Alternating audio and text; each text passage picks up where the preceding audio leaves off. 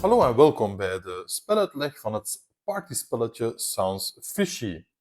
Eerst en vooral moeten we het spelletje uiteraard voorbereiden. Wat hebben we daarvoor nodig? Wel ons blik haringen met dan de vragen die op deze manier erin zitten. We hebben onze blauwe kipper nodig. We hebben onze 3 rode haringen nodig. En ikzelf ben de verteller of de radar, zoals het instructieboekje het noemt. Dit is dus eigenlijk een 5-spelerspel. 4 mensen die een antwoord moeten geven. Eén van die 4 heeft het juiste antwoord. En ikzelf ben de vragenlezer die dan het juiste antwoord moet zoeken. Hoe werkt het spelletje dan? Wel, we nemen alle vissen bij elkaar. We schudden die en onze 4 spelers krijgen 1 van de vissen. Deze spelers die kijken stiekem welke vis zij hebben. De speler met de blauwe vis die moet het correcte antwoord geven en de anderen hebben ongeveer 15 seconden om een ander antwoord te verzinnen. De verteller, de radar, ik dus, moet een van de vragen stellen. Dus wat veroorzaakte in 1984 het defect aan de ruimteveer Discovery? Ik hou de kaart op zo'n manier dat het antwoord hier af te lezen is voor alle spelers. En dan begint het eigenlijk spelletje. De spelers geven dan hun antwoord en dan moet ik raden wat wel fishy sound. Ik ga bijvoorbeeld zeggen, deze speler, die zijn antwoord, dat geloof ik niet. En ik draai de vis om. In dit geval heb ik onmiddellijk pech, want het is de blauwe vis. En in het geval van de blauwe vis moet ik onmiddellijk stoppen en krijg ik ook geen punten. Nu dat we weten waar de blauwe vis is, laten we veronderstellen dat ik zeg, ik denk dat dit antwoord niet correct is. Ik draai de vis om. Hoera, het is zo. Ik heb dan de keuze. Ofwel doe ik verder, ofwel stop ik. Als ik stop, dan krijg ik de punten, maar als ik onderweg de blauwe vis zou tevoorschijn toveren of aanwijzen, dan heb ik de punten uiteraard niet. Als ik zeg van, deze klinkt toch ook een beetje fishy, dan draai ik hem om en ziezo. Ik kan nu beslissen om opnieuw te stoppen of om opnieuw verder te gaan. Als je echt alle punten wil halen als verteller of als radar, dan moet je de blauwe vis als laatste omdraaien.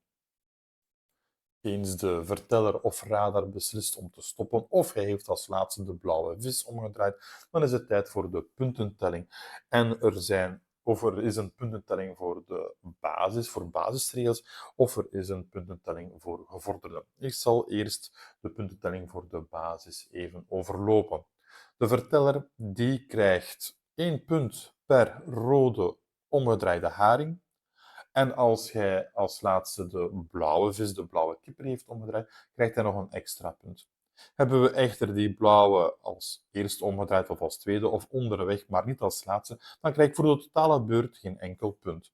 Dus in dit geval zou ik 2 punten krijgen.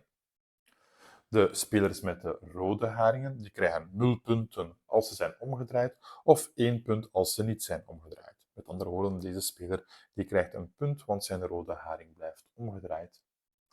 De echte blauwe kipper die krijgt 1 punt als hij is omgedraaid. Dus in dit geval krijgt hij 0 punten. Dan is er nog een puntentelling voor gevorderden en die gaat als volgt. Voor de radar blijft eigenlijk de puntentelling hetzelfde. Dus 1 punt per rode vis die we tevoorschijn hebben getoverd. Hebben we de blauwe vis als laatste tevoorschijn gehaald, dan krijgen we nog dat extra punt. En hebben we een rode haring niet omgedraaid, of de blauwe kipper te vroeg, met andere woorden, dan krijgen we 0 punten. Onze rode haringen die krijgen 0 punten als ze zijn omgedraaid. Maar als ze niet zijn omgedraaid, dan krijgen ze 1 punt voor elke vis die omgedraaid is. Dus bijvoorbeeld deze speler, deze haring, die krijgt 1 punt voor elke vis die omgedraaid is. Dus dat betekent dat deze er eigenlijk 2 krijgt.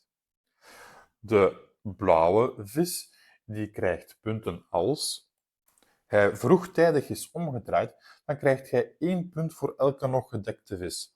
Laten we veronderstellen dat dit de situatie is, dan krijgt de blauwe kipper nog 1 punt. Is dit de situatie, dan krijgt hij er 2. Let wel op, want als hij niet omgedraaid is, dan krijgt hij ze ook 0 punten.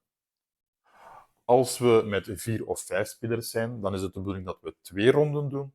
Als we van 6 tot 10 spelers zijn, dan doen we allemaal 1 rondje of stellen we 1 vraag, met andere woorden. Ziezo, dit was onze speluitleg van het spelletje Sounds Fishy. Als je deze content graag bekijkt of je vindt de video's die we maken leuk, vergeet dan niet om te abonneren of om onze video een likeje te geven. Dit helpt ons enorm vooruit. Binnenkort kan je ook de geschreven review lezen op www.spellendreven.be. Bedankt om te kijken.